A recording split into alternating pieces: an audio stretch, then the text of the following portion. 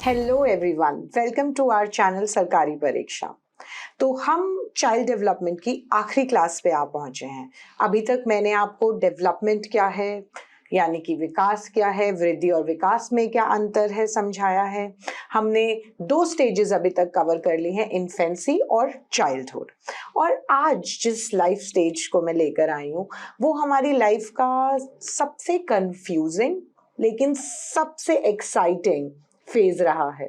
अगर अभी भी हम पलट कर अपनी लाइफ के उस स्टेज की तरफ देखें तो आई एम श्योर हमें खुद पर गुस्सा आता होगा, कभी हम हंसते होंगे अपने बर्ताव के ऊपर कि हम कैसे थे उस समय पे। जी हाँ दोस्तों, हम बात कर रहे हैं एडोलेसेंस यानी कि टीनेज की। तो अगर हम एज वाइज देखें तो टीनेज जो है लगभग 12 से 18 साल के फेज को एडोलेसेंस कहा जाता है। एडोलेसेंस जो है वो एक लैटिन वर्ड है एडोल्सेर, जिसका मतलब होता है टू ग्रो इनटू मैच्योरिटी, यानी कि परिपक्व रूप में विकसित होना, राइट। तो ये है एडोलेसेंस की लिटरल डेफिनेशन। पर अगर हम देखें कि एक्चुअली में एडोलेसेंस में ऐसा होता क्या है, तो एडोलेसेंस हमारी लाइफ का वो पीरियड है जहां सबसे ज्यादा रैपिड चेंजेस होते हैं हमारी लाइफ में, चाहे वो फिजिकल चेंजेस हो या बायोलॉजिकल चेंजेस हो। आप देखेंगे कि कैसे चाइल्डहुड से निकलते ही बच्चा 10-11 साल का जब होता है उसमें अचानक से इतने सारे बदलाव आ जाते हैं। अगर आपके कुछ ऐसे बच्चे हैं जो आपकी रिश्तेदारी में जिन्हें आप 4 या 5 साल पहले मिले हों, तब वो बच्चा 8-9 साल का हो, और अब आप 4-5 साल बाद उससे मिलेंगे तो आप देखेंगे कि कितने सारे उसमें चेंजेस आ गए होंगे। या अगर आप कोविड के ड्यूरिंग अपने किसी ऐसे कजन से, नेफ्यू, नीस से 2 साल बाद मिले हैं जो शायद 10 साल के थे, और 2 साल बाद कोविड के बाद आप उनसे मिले तो आप देखेंगे उनमें कितने सारे चेंजेस आ गए। क्योंकि एडोलेसेंस एक फेज ही ऐसा है जहां पर इतने रैपिड चेंजेस होते हैं कि हमें लगता है कि अरे हम पिछली बार मिले थे तो ये तो कुछ और ही दिख नजर आ रहे थे, अब ये बिल्कुल ही अलग हो गए हैं। तो ये जो रैपिड ग्रोथ है ना, ये 3 एस्पेक्ट्स में आप देख पाएंगे। पहला है फिजिकल यानी कि शारीरिक, साइकोलॉजिकल यानी कि मानसिक, और सोशल यानी कि सामाजिक। इन तीनों डोमेन्स में जो ग्रोथ और डेवलपमेंट है इस पर्टिकुलर एज में, एडोलेसेंस में, वो एकदम से रैपिड है, वो एकदम से बढ़ जाती है।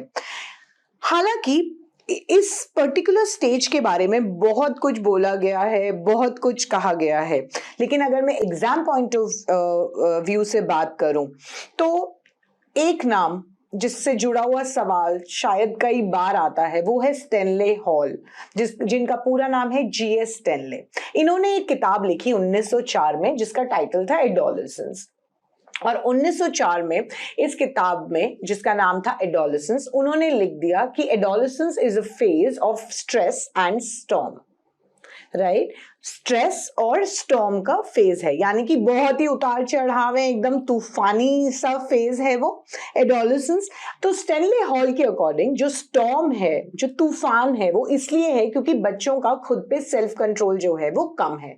और स्ट्रेस क्यों होता है? क्योंकि बच्चों की जो सेंसिटिविटी है उसका लेवल जो है वो बढ़ जाता है। तो सेल्फ कंट्रोल घट रहा है लेकिन जो सेंसिटिविटी है वो बढ़ रही है। इस वजह से, इस रीजन की वजह से स्टेनले हॉल ने बोला कि बच्चे जो हैं, एडोलेसेंट्स जो हैं, बच्चे नहीं किशोर हो गए, अब तो किशोरावस्था है ये, सो जो ये टीनेजर्स हैं या जो एडोलेसेंट्स हैं उनका जीवन किस तरीके का है, स्ट्रेस और स्टॉर्म है।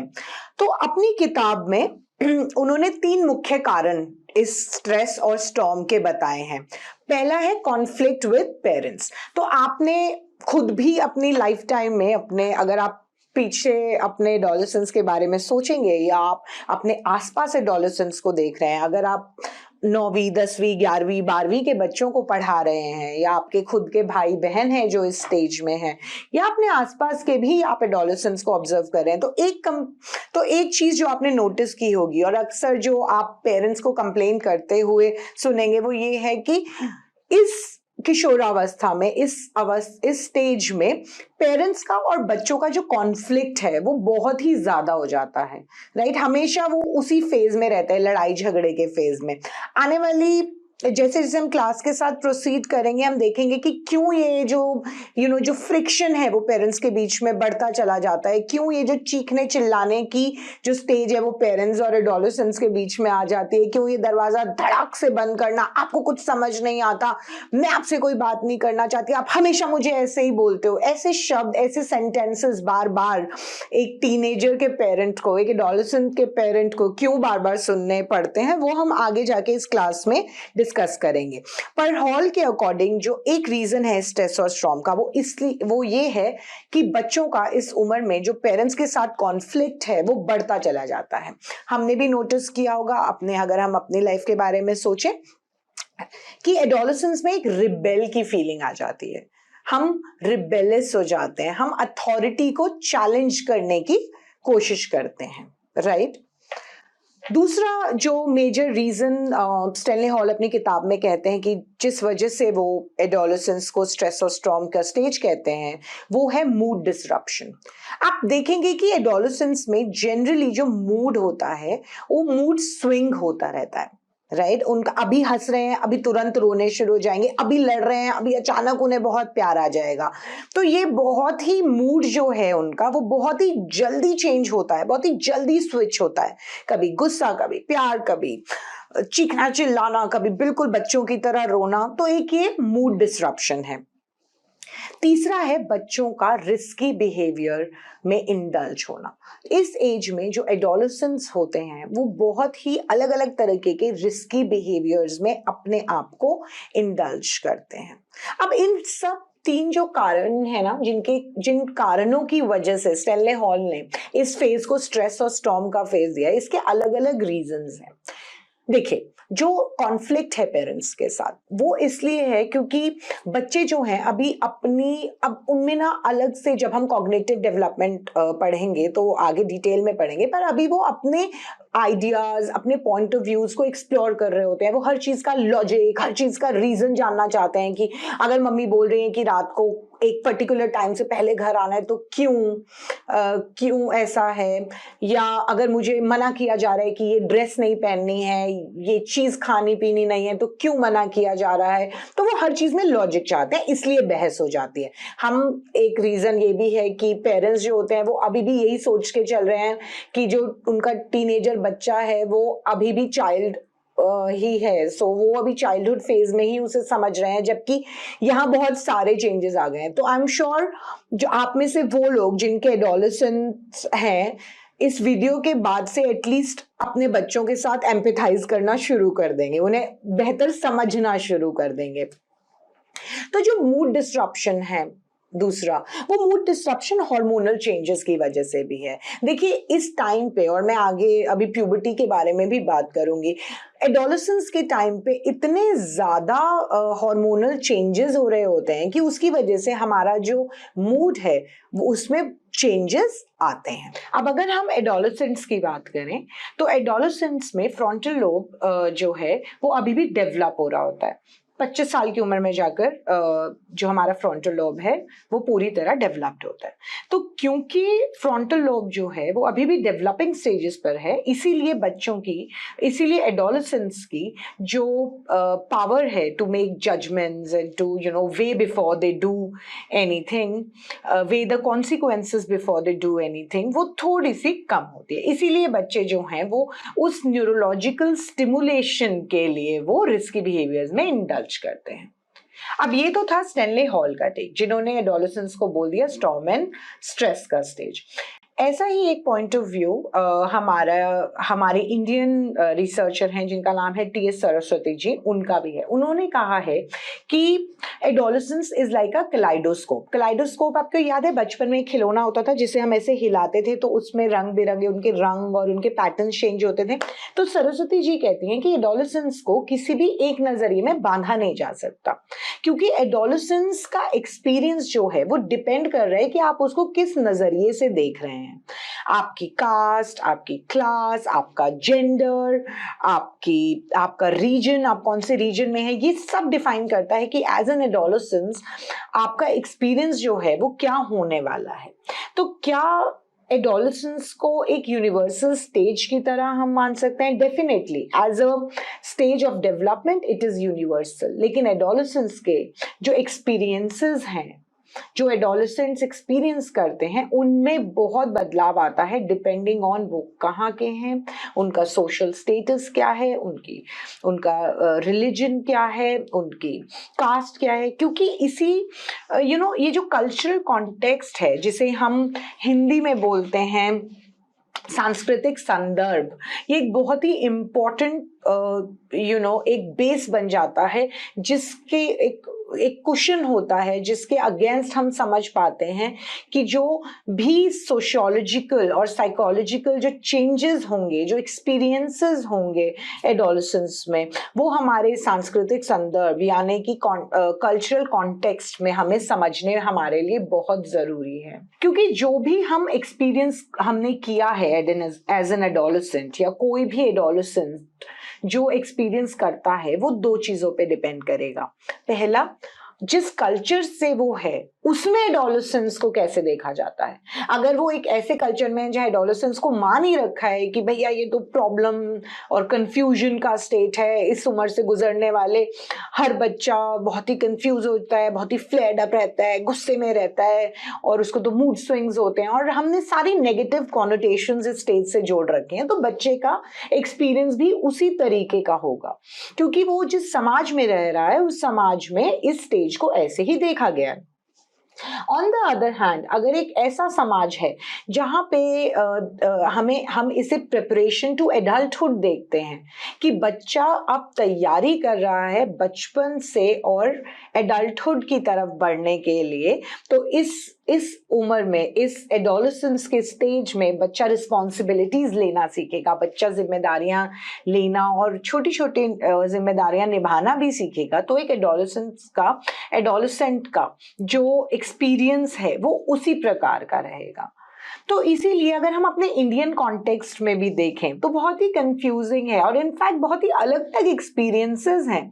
एक रूरल और एक अर्बन बैकग्राउंड में हम एडोलेसेंट्स को कैसे, एडोलेसेंट्स की जिंदगियां कैसे बीत रही हैं, बहुत ही अलग है क्योंकि उनका जो परिवेश है, जो उनका संदर्भ है, चाहे वो सोशल कॉन्टेक्स्ट हो या उनका कल्चरल कॉन्टेक्स्ट हो, एक दूसरे से इतना भिन्न है कि उनका एक्सपीरियंस सेम हो ही नहीं सकता।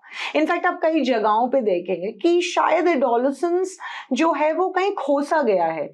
बहुत जगह जहाँ पे बहुत गरीबी है या बहुत बैकवर्डनेस है, आप देखेंगे कि कैसे बच्चे इतनी जल्दी बड़े हो जाते हैं, वो सीधा स्कूल से निकलकर नौकरी पेशे में लग जाते हैं। तो ऐसा लगता है कि एडोलेसेंस जो है वो स्टेज उनका आया ही नहीं, वो सीधा बचपन से एकदम बड़े हो गए, राइट। तो हर एक एडोलेसेंट का जो एक्सपीरियंस है वो बहुत ही डिफरेंट हो सकता है। फिजिकल चेंजेस डेफिनेटली यूनिवर्सल हैं, लेकिन हमारे साइकोलॉजिकल और हमारे सोशलॉजिकल जो चेंजेस हैं, जो सोशल चेंजेस हैं और जो साइकोलॉजिकल चेंजेस हैं, वो डिफरेंट होते हैं। तो अब हम इस स्टेज में जो हमारे फिजिकल डेवलपमेंट यानी कि शारीरिक विकास होती है उसके बारे में बात करते हैं। तो मैंने एक टर्म पहले भी यूज किया था, प्यूबर्टी। आप जानते हैं कि प्यूबर्टी का क्या मतलब है। प्यूबर्टी यानी कि यौवनारंभ भी इसे हिंदी में बोलते हैं, is a stage of sexual maturity, right. तो प्यूबर्टी जो है वो सेक्सुअल मैच्योरिटी से सीधे सीधे रिलेटेड है। प्यूबर्टी में दो तरीके के जो हैं वो चेंजेस आते हैं, प्राइमरी और सेकेंडरी सेक्सुअल कैरेक्टरिस्टिक्स जो होते हैं उसमें चेंजेस आते हैं। अब हम ये बोलेंगे कि प्राइमरी और सेकेंडरी में डिफरेंस क्या है। तो जो प्राइमरी सेक्सुअल कैरेक्टरिस्टिक्स है वो सीधा सीधा उन अंगों से रिलेटेड है जो कि रिप्रोडक्शन में काम आते हैं। जैसे कि अगर हम लड़कियों की बात करें तो ओवरीज और यूट्रस, और अगर हम लड़कों की बात करें तो टेस्टिस।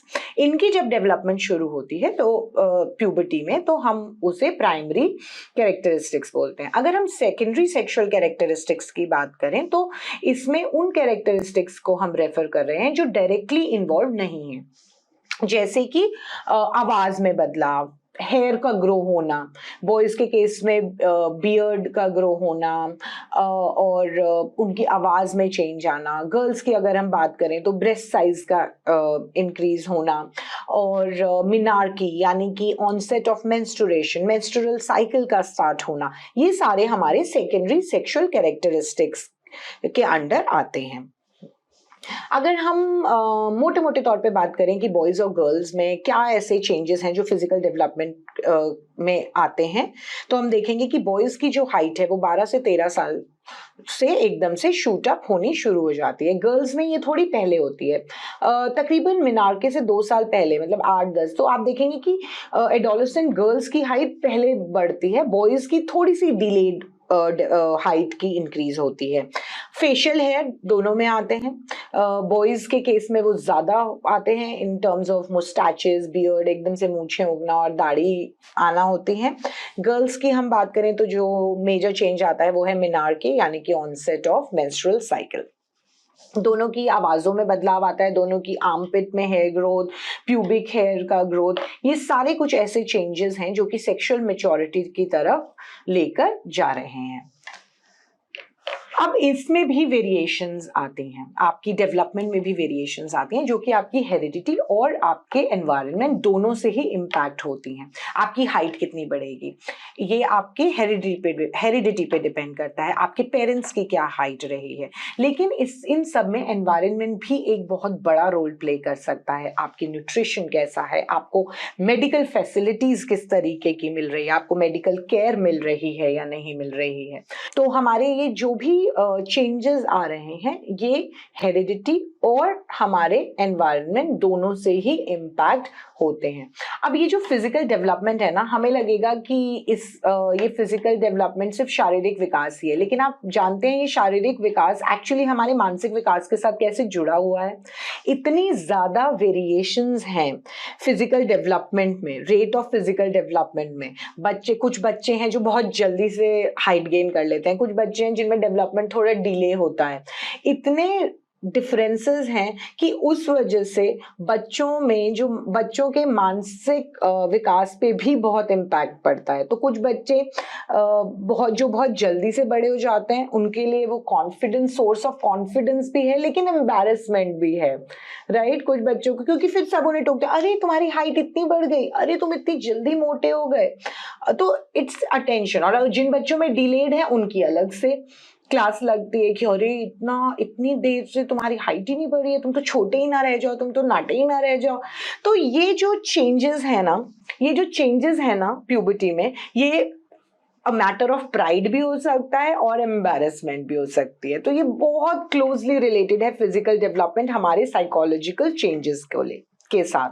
तो अगर हम बात करें कि एडोलेसेंस में मानसिक बदलाव क्या होते हैं, यानी कि साइकोलॉजिकल चेंजेस क्या होते हैं, सो आई एम श्योर हम सबको अपना वो टाइम याद होगा जब हम फ्लेम्स खेला करते थे बैठ के, याद है ना जी। तो सबसे बड़ा मेजर जो psychological change I think adolescence में आता है, थैंक्स टू आवर हॉर्मोन्स, वो होता है फीलिंग्स ऑफ अट्रैक्शन। अब वो ऑपोजिट सेक्स के लिए भी हो सकता है और सेम सेक्स के लिए भी हो सकता है। तो हम इस एज में बच्चे जो हैं वो अपनी सेक्सुअल प्रेफरेंसेस, अपनी सेक्सुअल आइडेंटिटी जो है वो डेवलप कर रहे होते हैं, वो एक्सप्लोर करते हैं। इसी वजह से ना बच्चे काफ़ी सारे जो टीनेजर्स हैं इस एज में थोड़े से सीक्रेटिव हो जाते हैं, क्योंकि वो खुद ही एक्सप्लोर कर रहे होते हैं कि जो उनकी ये फीलिंग्स हैं वो कितनी सही और कितनी गलत है। और मोरालिटी का पार्ट तो हम सब पढ़ाते ही हैं, हम सब अपने बच्चों को ये बताना चाहते हैं कि प्यार करने का, प्यार में पड़ने का कोई भी सही समय नहीं होता है, राइट। तो हम सब डिस्करेज करते हैं इन रिलेशनशिप्स को, मोस्ट ऑफ अस हम डिस्करेज करने की कोशिश करते हैं। लेकिन यही एक समय है जब बच्चा अपनी सेक्सुअल आइडेंटिटी को बना रहा होता है, अपनी सेक्सुअल प्रेफरेंसेस को समझने की कोशिश कर रहा होता है, और इसी एज पे ना बच्चा अपनी एक सेल्फ इमेज, अपनी खुद की एक छवि भी बना रहा होता है, जिसमें वो ये जानते हैं कि वो किस तरीके के, वो क्या हैं, वो कौन हैं, वो किस तरीके के नजर आते हैं, जो कि एक बहुत ही इंपॉर्टेंट पार्ट है। आप देखेंगे कुछ बच्चे हमेशा बहुत ही कॉन्शियस रहते हैं, अरे मैं तो मोटा हूँ, अरे मैं तो मोटी हूँ, मेरे तो मुंह पे बहुत पिंपल्स आ गए। ये जो कॉन्शियस होना है ना, ये यही है, क्योंकि वो इस समय अपनी खुद की छवि बना रहे होते हैं और वो परफेक्ट लगना चाहते हैं। हम सब भी तो अपनी जो डीपी की पिक्चर है, चाहे वो इंस्टाग्राम हो, फेसबुक हो या व्हाट्सएप हो, हम भी उसमें परफेक्ट पिक्चर ही लगाना चाहते हैं ना। इसी तरीके से जो टीनेजर्स हैं, वो भी, जो एडोलेसेंट्स हैं, वो भी अपनी एक छवि, अपनी एक सेल्फ इमेज क्रिएट कर रहे होते हैं, और इसको क्रिएट करने के चक्कर में वो कहीं ना कहीं थोड़े बहुत कॉन्शियस रहते हैं, I think, which is very natural. अगर हम अब बात करें कॉग्निटिव डेवलपमेंट की, यानी कि संज्ञानात्मक विकास की, तो बच्चे जो हैं उनकी जो थिंकिंग है अब वो कॉम्प्लेक्स होती चली जाती है। वो पहले की तरह बहुत ही सरल नहीं है। अब वो दूसरों के भी पॉइंट ऑफ व्यूज, दूसरों का नजरिया भी अब वो ले सकते हैं। इनफैक्ट अब उनकी जो थिंकिंग है वो कॉन्क्रीट नहीं है, वो एब्स्ट्रैक्ट थिंकिंग भी कर पाते हैं, और उनकी सोच जो है ना इस वक्त आइडियलिस्टिक हो जाती है। वो अपने दिमाग में कुछ आइडियल सोच लेते हैं। आइडियल पेरेंट कैसा होना चाहिए, आइडियल फ्रेंड कैसा होता है, आइडियल पार्टनर कैसा होता है, आइडियल टीचर्स कैसे होते हैं, और उनकी जो सोच है ना वो इतनी आइडियलिस्टिक हो जाती है कि वो हमेशा अपने आप को और अपने दोस्तों को उसी यार्डस्टिक से नापने की कोशिश करते हैं कि अरे तुम सच्चे दोस्त नहीं हो, सच्चे दोस्त को हमेशा एक दूसरे का साथ देना चाहिए, तुमने झूठ नहीं बोला मेरे लिए। तो ये जो आइडियलिस्टिक थिंकिंग है, ये भी एक कैरेक्टरिस्टिक है एडोलेसेंट थिंकिंग का। और अगर पियाजे के स्टेजेस के टर्म में बात करें, तो पियाजे की फॉर्मल ऑपरेशनल स्टेज जो है, जो कि 12 साल एंड अबव के लिए होती है, ये एडोलेसेंस इस स्टेज में फॉल करते हैं। मल्टीपल पॉइंट ऑफ व्यूज ले पाते हैं, हाइपोथेटिकल सिचुएशंस को इमेजिन कर सकते हैं, वो सोच सकते हैं अगर ऐसा हुआ तो हम क्या करेंगे। तो इस उम्र में एडोलेसेंट्स जो होते हैं वो हाइपोथेटिकल सिचुएशंस को क्रिएट कर सकते हैं और उसके बारे में विचार विमर्श कर सकते हैं। तो आपने कई बार देखा होगा इस तरह की कॉन्वर्सेशन, अगर मैं वहां गया और ऐसा हुआ तो, अगर मैंने ऐसा बोला और अगर सामने से उसने ऐसा बोला, so they are able to create those hypothetical situations. Also at this stage they can debate their ideas and views.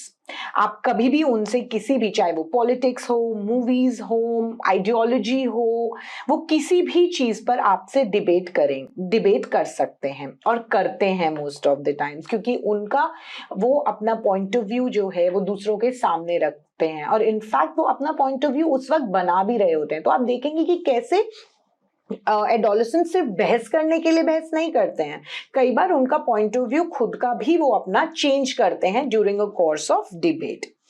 Also उनमें एक एम्पैथी आ जाती है, जिसे हम कॉग्निटिव एम्पैथी भी बोलते हैं। अगर हम कॉग्निटिव एम्पैथी की बात करें तो वो ये समझ सकते हैं कि दूसरे उस सिचुएशन में कैसा फील कर रहे हैं। तो आप देखेंगे कि बहुत प्यारे भी होते हैं एडोलेसेंट्स, वो समझते हैं कि उसको हर्ट हुआ होगा और इसीलिए शायद वो अपोलोजाइज कर लेते हैं। वो अपने पेरेंट्स से लड़ लेंगे, अपने फ्रेंड से लड़ झगड़ लेंगे, पर जैसे ही उन्हें रियलाइज होता है कुछ टाइम बाद, जब वो शांत हो जाते हैं, तो उनको रियलाइज हो जाता है कि हाँ शायद हमने कुछ गलत बोला जिससे सामने वाला हर्ट हुआ हो, तो वो आकर माफी भी मांग लेते हैं। दो और इम्पोर्टेंट कैरेक्टरिस्टिक्स जो कि डेविड एल्काइन ने दी, वो ये है कि जो एडोलेसेंस है ना उसमें उनका ईगोसेंट्रिज्म वापस आ जाता है। याद है अहम केंद्रवाद, ईगोसेंट्रिज्म, जो कि प्री ऑपरेशनल स्टेज में बच्चों को था, जिसमें बच्चे सिर्फ अपने बारे में सोचते हैं। तो डेविड एल्काइन ये बोलते हैं कि एडोलेसेंस में भी ये ईगोसेंट्रिज्म वापस आ जाता है, जिसकी दो कैरेक्टरिस्टिक्स हैं। पहला है इमेजिनरी ऑडियंस और दूसरा है पर्सनल फेबल। अब इमेजिनरी ऑडियंस क्या है, जैसे कि नाम ही बता रहा है कि हम इमेजिन कर लेते हैं कि पूरी दुनिया भी हमारे बारे में वैसे ही सोच रही है जैसा हम अपने बारे में सोच रहे हैं। तो वो मुझे कैसे सोच रहा होगा, वो मैं कैसी लग रही होंगी, मुझे देख के क्या सोच रहा होगा, वो मेरे को ऑब्जर्व कर रहे हैं। तो हमें ऐसा लगता है कि पूरी दुनिया का जो सेंटर ऑफ अट्रैक्शन है वो हम ही हैं और पूरी दुनिया एक्चुअली हमें ही देख रही है। तो ये तो है हमारा इमेजिनरी ऑडियंस। अगर हम बात करें पर्सनल फेबल की, तो इसका मतलब ये है कि हम सबने अपने दिमाग में ना कुछ कहानी बना रखी होती है जिसमें हम ही अपने हीरो या हीरोइन होते हैं, और हमें ऐसा लगता है कि पूरी दुनिया में हमें और कोई नहीं समझ पा रहा है। तो इसीलिए आप हमेशा ये डायलॉग्स एडोलेसेंट से सुनेंगे, आप नहीं समझ पाओगे, कोई मुझे नहीं समझता है, मेरी बात किसी को समझ नहीं आती है, कोई ये नहीं जान सकता कि मेरे ऊपर क्या बीत रहा है। तो ये कुछ ऐसे सेंटेंसेस हैं जो बच्चे जो एडोलेसेंट्स जो बहुत ज्यादा यूज करते हैं, और ये पर्सनल फेबल की वजह से है। अब हम इस उम्र के सबसे इम्पोर्टेंट पड़ाव पे आते हैं, जो है स्टेज ऑफ आइडेंटिटी फॉर्मेशन। जी हाँ, ये वही स्टेज है जहां पे बच्चा अपनी पहचान का निर्माण कर रहा होता है। हम कौन हैं, हम आगे क्या करने वाले हैं, हमारे क्या वैल्यूज हैं, हम किन चीजों में बिलीव करते हैं, इन सब चीजों का निर्माण जो है वो एडोलेसेंस में होता है। अगर हम एरिक एरिक्सन की थ्योरी पे जाएं तो उनके अकॉर्डिंग जो 5th स्टेज ऑफ डेवलपमेंट है वो है आइडेंटिटी वर्सेस रोल कंफ्यूजन। अब ये जो आइडेंटिटी वर्सेस रोल कंफ्यूजन की स्टेट है, तो इस उम्र में अकॉर्डिंग टू एरिक्सन जो डेवलपमेंटल टास्क है वो ये है कि हमें अपनी खुद की पहचान बनानी है। हम कौन हैं, हम अपने आगे जीवन में क्या करने वाले हैं, हमारी क्या जगह है इस जिंदगी में, वो हम सब उसका निर्माण कर रहे होते हैं। तो लेकिन ये तो हुई आइडेंटिटी की बात। What if, और ये हम निर्माण कैसे करते हैं, बहुत सारे एक्सपेरिमेंट्स करते हैं। आपको याद होगा वो फेज, आप नोट करते होगे, कभी बाल रंग लिए, कभी टैटू बनवा ली, कभी एक सर्टेन तरीके से ड्रेसअप हो गए, कभी पियर्सिंग्स करा ली, और कभी बिल्कुल पढ़ाकू लुक में आ गए, तो कभी बिल्कुल जैजी लुक में आ गए। हम सब एक्सपेरिमेंट करते हैं, राइट। कभी मैं ये करियर चूज करना चाहती हूँ, मैं वो कोर्स करना चाहती हूँ। ये सब एक्सपेरिमेंटेशंस क्या हैं, ये सब उसी सवाल मैं कौन हूं के जवाब ढूंढने के तरीके हैं। अगर हम इसके सही जवाब ढूंढ लेते हैं, क्योंकि हमारे पेरेंट्स, हमारे टीचर्स, हमारे फ्रेंड्स हम में बिलीव रखते हैं, दे बिलीव इन अस, और हम ये सवाल ढूंढ लेते हैं, तो हमारी एक आइडेंटिटी बन जाती है। पर दूसरे हाथ पर अगर बहुत सारे कॉन्फ्लिक्ट्स हैं, हम समझ ही नहीं पा रहे हैं कि हम कौन हैं, हमें एक्सपेरिमेंट ही नहीं करने दिया जा रहा, हमें किसी ने बोल दिया ये करना है तो वो करना ही है, तो रोल कंफ्यूजन भी हो सकता है। रोल कंफ्यूजन के जो साइन है वो यही है कि आपको श्योरिटी नहीं है। आप देखेंगे कुछ एडोलेसेंट्स को पता ही नहीं है कि जीवन में क्या करना है, वो बहुत ही अनश्योर हैं अपनी लाइफ को लेकर, बहुत जल्दी जल्दी कोर्सेज, क्लासेस, जॉब्स, रिलेशनशिप्स बहुत जल्दी जल्दी चेंज कर रहे हैं, या अपनी लाइफ को लेकर बहुत डिसअपॉइंटमेंट है, समझ ही नहीं आ रहा है कि लाइफ में मीनिंग क्या है। तो ये एक बहुत ही इंपॉर्टेंट फेज है जहां प्रैक्टिकली हम अपनी आगे वाले पूरे जीवन में कैसे होने वाले हैं और क्या करने वाले हैं, ये इसी फेज में निर्धारित होता है। तो as parents, as teachers, as friends, हम सबका बहुत इंपॉर्टेंट रोल हो जाता है कि हम एडोलेसेंट्स को समझें, उनके जो बिहेवियर है, उनका जो बिहेवियर है जो रेकलेस लगता है, इररिस्पॉन्सिबल लगता है, उसको हम एम्पैथाइज करने की कोशिश करें, उसे समझें कि ये एक्चुअली बायोलॉजिकल रीजंस की वजह से भी है। उन्हें सहारा दें, उन्हें ढेर सारा प्यार और आत्मविश्वास दें कि वो जिंदगी में जरूर कुछ अपने लाइफ के लिए बेहतर कर पाएंगे। तो आई एम श्योर कि वो बहुत अच्छे स्टूडेंट्स, बहुत अच्छे फ्रेंड्स, बहुत अच्छे बच्चे, किड्स बन पाएंगे। तो ये थी ग्रोथ एंड डेवलपमेंट की लास्ट क्लास। अब नेक्स्ट क्लास में हम हेरिडिटी एंड एनवायरनमेंट के बारे में पढ़ेंगे, और इस क्लास के नोट्स, बाकी सभी नोट्स के साथ हमारी वेबसाइट sarkaripariksha.com पे डले हुए हैं। आज ही रजिस्टर करें और वहीं से पढ़ाई करें। इसके क्विजेस भी क्रिएटेड हैं, आप आज ही वो क्विज ले सकते हैं बिल्कुल फ्री ऑफ कॉस्ट। तो बने रहें और अपने रीट की तैयारी हमारे साथ करते रहें। धन्यवाद। Have a great day.